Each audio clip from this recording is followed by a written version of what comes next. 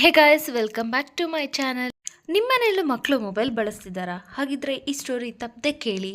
ಹೊರಗಡೆ ಹೋಗಿ cricket, football ಇನ್ನಿತರ ಆಟವಾಡಿ ದೈಹಿಕವಾಗಿ ಸದೃಢವಾಗುವ ವಯಸ್ಸು.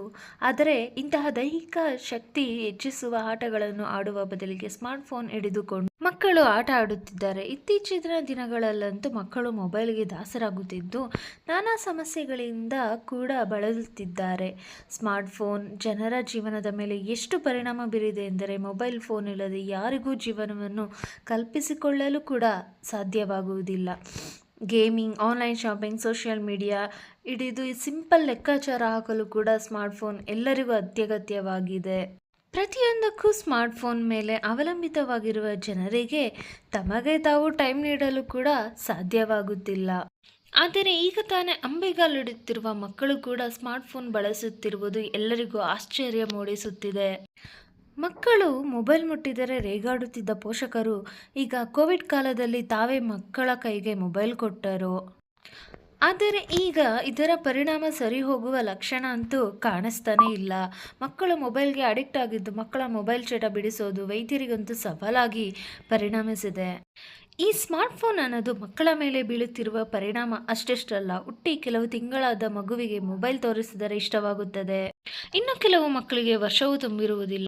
ಮೊಬೈಲ್ನಲ್ಲಿ ಯೂಟ್ಯೂಬ್ ಐಕಾನ್ ಯಾವುದು ಅಂತ ಕೂಡ ಗೊತ್ತಿರುತ್ತದೆ. ಬೇರೆ ಎಲ್ಲ ಆಟಿಕೆಗಳಿಂದ ಮಕ್ಕಳಿಗೆ ಮೊಬೈಲ್ ಅಂದರೆ ಅದೇನೋ ಸೆಳೆತ. ಇದೇ ಕಾರಣಗಳಿಗೆ ಈಗ ಮಕ್ಕಳಲ್ಲಿ ಮಯೋಪಿಯಾ ಕಾಯಿ ಬೆಂಬಿಡದೆ ಕಾಡುತ್ತಿದ್ದು ಮಕ್ಕಳ ದೂರದೃಷ್ಟಿ ಕಳೆದುಕೊಂಡು ಆಡುವ ವಯಸ್ಸಿನಲ್ಲೇ ನೋಡುವ ಕಣ್ಣುಗಳಿಗೆ ಕನ್ನಡಕ ಹಾಕಿಕೊಳ್ಳುವ ಸ್ಥಿತಿ ನಿರ್ಮಾಣವಾಗಿದೆ. ಮೊಬೈಲ್ ಟಿವಿ ಮಕ್ಕಳಿಗೆ ಉಪಯೋಗಿಸಲು ಬಿಡಬಾರದು ಎಂಬ ಮಾತಿಗೆ ವಿರುದ್ಧವಾಗಿ ಅವರ ಕೈಗೆ ಮೊಬೈಲ್ ಬಂದು ಇಂತಹ ಆನ್ಲೈನ್ ಶಿಕ್ಷಣಗಳಿಗೆ ಮಕ್ಕಳು ಮೊಬೈಲ್ ಗೇಮ್ಸ್ ಚಟಕ್ಕೆ ಒಳಗಾಗಿದ್ದಾರೆ. ಇದರ ಜೊತೆಗೆ ಮೊಬೈಲ್ಗಳಿಂದ ಸೈಲೆಂಟ್ ಮಕ್ಕಳಲ್ಲಿ ಮಯೋಫಿಯಾ ಹೆಚ್ಚಾಗುತ್ತಿದೆ. 100ರಲ್ಲಿ 75ರಷ್ಟು ಮಕ್ಕಳಲ್ಲಿ ಈ ಸಮಸ್ಯೆ ಕಾಣಿಸಿಕೊಳ್ಳುತ್ತಿದೆ. ಇದರ ಜೊತೆಗೆ ಕಣ್ಣಿನ ದೃಷ್ಟಿಯನ್ನು ಕಳೆದುಕೊಳ್ಳುವ ಸಂಖ್ಯೆ ಹೆಚ್ಚಾಗುತ್ತಿದೆ. ಮೊಬೈಲ್ ಬಳಕೆಯಿಂದ ಕಣ್ಣಿನ ಸೆಳೆತ, ನರಗಳು ಎಳೆತ ಶುರುವಾಗುತ್ತಿದ್ದು ಆರಂಭದಲ್ಲಿ ಚಿಕ್ಕದಾಗಿರುವ ಸಮಸ್ಯೆ ಬಗೆಹರಿಸುವುದಕ್ಕಾಗದೇ ಇರುವಷ್ಟು ದೊಡ್ಡದಾಗಿ ಈ ಸಮಸ್ಯೆ ಹೆಚ್ಚಾಗಿದೆ. ಒಟ್ಟಿನಲ್ಲಿ ಚಿಕ್ಕ ಮಕ್ಕಳ ಮೇಲೆ ಮೊಬೈಲ್ ತೀರಾ ದುಷ್ಪರಿಣಾಮ ಬೀರುತ್ತಿದೆ. ಕಣ್ಣಿನ ಮೇಲೆ ಮಾತ್ರ ಅಲ್ಲದೆ ಮಕ್ಕಳ ಮಾನಸಿಕ ಆರೋಗ್ಯ, ಶಿಕ್ಷಣ ಮೇಲೆ ಪರಿಣಾಮ ಬೀರಿದ್ದು ಮಕ್ಕಳ ಮೊಬೈಲ್ ಡಿ ಅಡಿಕ್ಷನ್ ಸದ್ಯ ವೈದ್ಯ ಲೋಕಕ್ಕೆ ಹೊಸ ಸವಾಲಾಗಿ ಪರಿಣಮಿಸುತ್ತಿದೆ. ನೋಡಿದ್ರ ಸ್ನೇಹಿತರೆ, ಮಕ್ಕಳಿಗೆ ಮೊಬೈಲ್ ಕೊಡುವುದರಿಂದ ಏನೆಲ್ಲ ದುಷ್ಪರಿಣಾಮ ಬೀರುತ್ತದೆ ಎಂದು.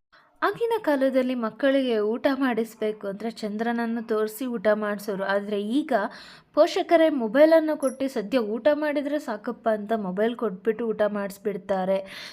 ಆಮೇಲೆ ಹತ್ತಿರ ಸಾಕು ಮೊಬೈಲ್ ಕೊಟ್ಟರೆ ಸುಮ್ಮನಾಗ್ಬಿಡ್ತಾರೆ ಅಂತ ಮೊಬೈಲ್ ಕೊಟ್ಬಿಡ್ತಾರೆ. ಈ ತಪ್ಪನ್ನು ದಯವಿಟ್ಟು ಯಾರು ಮಾಡೋಕ್ಕೆ ಹೋಗಬೇಡಿ. ಅವರನ್ನು ನೀವೇ ಕಂಟ್ರೋಲ್ ಮಾಡ್ಕೋಬೇಕು. ಮೊಬೈಲ್ ಅಡಿಕ್ಷನ್ ಆಗೋಗ್ಬಿಟ್ರೆ ತುಂಬಾ ಕಷ್ಟ ಆಗುತ್ತೆ. ಈ ವಿಚಾರ ನಿಮಗೆ ಯೂಸ್ಫುಲ್ ಅನಿಸಿದ್ರೆ ಒಂದು ಲೈಕ್ ಮಾಡಿ, ಶೇರ್ ಮಾಡಿ ಹಾಗೂ ಸಬ್ಸ್ಕ್ರೈಬ್ ಮಾಡೋದು ಮಾತ್ರ ಮರಿಬೇಡಿ. Thank you for watching.